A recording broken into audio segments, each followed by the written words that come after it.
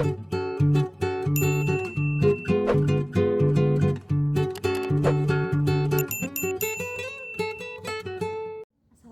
semuanya. Hello, welcome to English lesson. So, well everyone, when we are talking in English, ketika kita ngomong dalam bahasa Inggris, kita berbicara, we are making a conversation. Apa yang kira-kira harus kita ketahui dulu? Yeah, it's very important for us to know about the sentence, karena itu adalah dasar dari semuanya gitu. Kalian tidak akan bisa membuat sebuah kalimat yang lengkap kalau kalian tidak tahu dasarnya. Okay, so since it is very important for the language, so that today we are going to continue first learning about sentence. Have you ever known before what is a sentence actually? So what is a sentence? Basically, when we are talking a sentence, it means a group of words, a complete words, and generally contain of main subject and verb. Jadi satu kalimat yang udah ada subjek, ada verbnya, komplit sampai titik. Nah, itu namanya adalah sebuah kalimat. Kalau belum sampai titik, berarti itu bukan sebuah kalimat. Therefore, in making a sentence, please pay attention to the punctuation. Ya, titik, koma, kapitalisasi itu sangat harus diperhatikan gitu ya. Apalagi kita adalah insan akademis ya yang belajar di SMA gitu. Pasti you have to pay attention a lot on the punctuations ya. Oke. Alright.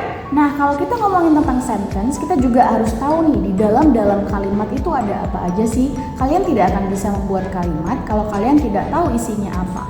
Jadi, today we will focus on breaking down all of the parts of the sentence, what is inside of a sentence, the type of a sentence, the category of a sentence, and a lot of things, ya. Okay, so from the first, di dalam sebuah kalimat biasanya juga ada yang dinamakan klausa or a clause kalau di bahasa Inggris ya.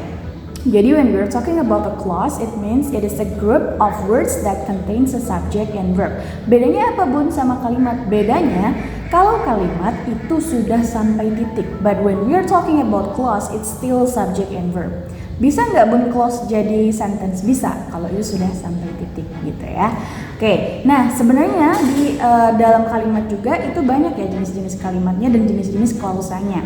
So for example here, there is independent clause atau kalau bisa dibilang di bahasa Indonesia itu induk kalimat gitu ya. Jadi klausa yang bisa berdiri sendiri.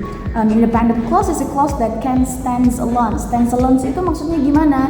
Tanpa tambahan klausa lainnya pun artinya sudah penuh gitu ya, sudah complete.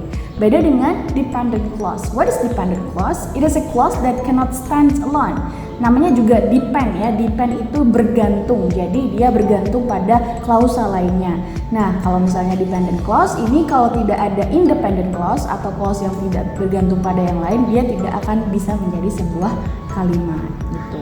And there is also relative clause. It is actually a clause that provide extra information about a noun. Jadi biasanya kan kalimat kalau kalian bisa lihat biasanya ada kalimat yang pendek, ada yang panjang. Nah, biasanya kalau yang panjang itu terdapat unsur-unsur relative clause. Nah, kita akan bahas lebih lanjut nanti ya. Yang penting kalian tahu dulu maknanya gitu. Oke, nah contoh kalimat seperti apa? Here I have an example ya. Dika wants to go to school because today is Monday. Kira-kira yang mana yang independent clause? Jadi ingat ya, klausa itu ada subjek dan verbnya. Berarti di setiap yang ada subjek dan verbnya itu adalah klausa. Oke, dalam kalimat ini ada dua verb yaitu wants sama is. Terus subjeknya adalah Dika and today. Nah, berarti ada dua subjek and dua klausa. Berarti di situ dua subjek and dua verb. Berarti there are two clauses. Nah, coba kalian identifikasi kira-kira yang mana yang independent clause and dependent clause.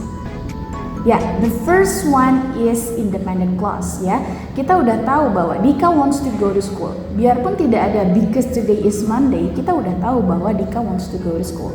Tapi kalau misalnya kita cuman pakai yang dependent clause, because today is Monday, kalau nggak ada pelengkapnya, itu nggak akan ada maknanya. Because today is Monday, so what? If because today is Monday, so what?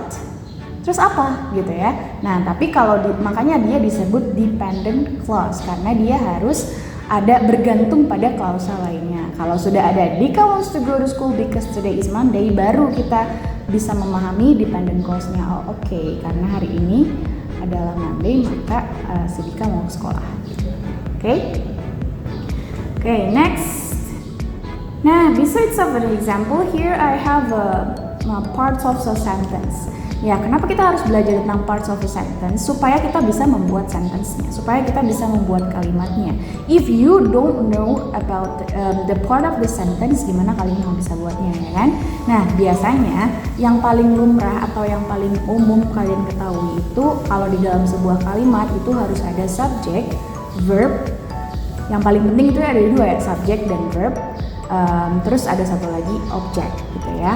As you know that subject is the person or the thing that does the something. Jadi orang yang melakukan sesuatunya atau objek yang melakukan sesuatunya gitu ya.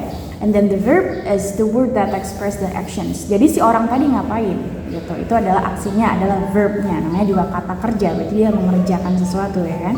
And then the object is a person or thing that receive the actions of verb. Jadi dari actionnya tadi siapa yang menerima? Objeknya apa gitu misalnya. Kalau Bunda bilang she reads apa? Kan membaca bisa banyak. Nah, objeknya apa? Apa yang dibaca? Yang dibaca adalah buku. She reads a book. Berarti objeknya adalah buku gitu ya. Or she likes bird.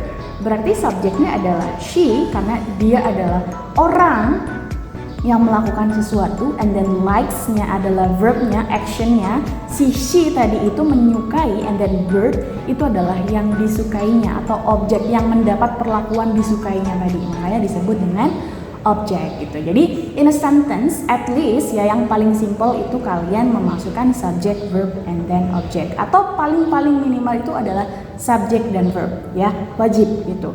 Jadi di setiap kalimat itu harus ada subject dan verb. Nah di sini ada Bunda kasih tahu basic sentence structure ya.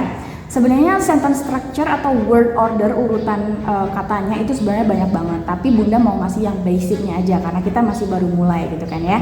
Nah seperti yang Bunda bilang tadi, kalian bisa menggunakan subject plus verb plus object. Simple ya. Contohnya my brother won the match.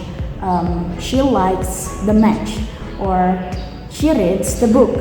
Ya, jadi she reads the book. And then kalau misalnya selain yang itu, kalian juga bisa menggunakan struktur yang cuman subject plus verb. My brother reads. She reads. Ya, tapi keterangannya nggak jelas gitu ya. Dia baca apa. Tapi itu sudah bisa dikatakan sebuah kalimat gitu. Or you can also use subject. Nah, segitu dulu ya. Sebenarnya nanti masih ada lagi. Nanti kita lanjutkan di lain waktu. Okay?